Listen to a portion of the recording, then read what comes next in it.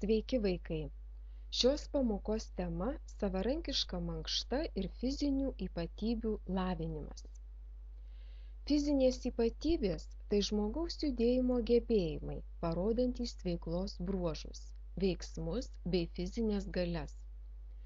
Visos ypatybės – jėga, ištvermė, greitumas, vikrumas, lankstumas, šoklumas, koordinacija – būtinos kiekvienam žmogui, ne tik sportininkui.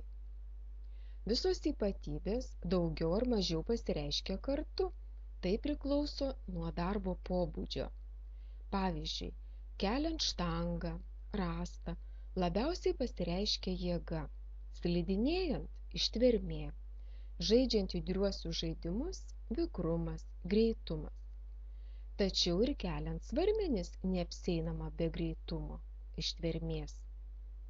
Fizinės ypatybės gali būti lavinamos specialiais pratimų kompleksais ir įvairiomis sporto šakomis – lengvąja atletika, slidinėjimu, dviračių sportu, plaukimu, sunkumų kilnojimu, žaidimais, pavyzdžiui, futbolu, krepšiniu, tinkliniu, rankiniu ir kitais.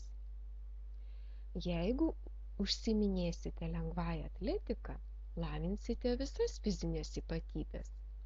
Jei žaisite krepšinį, lavinsite vikrumą, greitumą.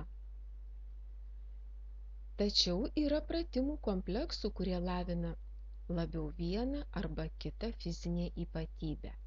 Pavyzdžiui, pratimai su hanteliais, smėlio maišeliais, štanga labiau lavina jėgą, bėgimas, slidinėjimas, irklavimas, važiavimas dviračiu, ištvermę.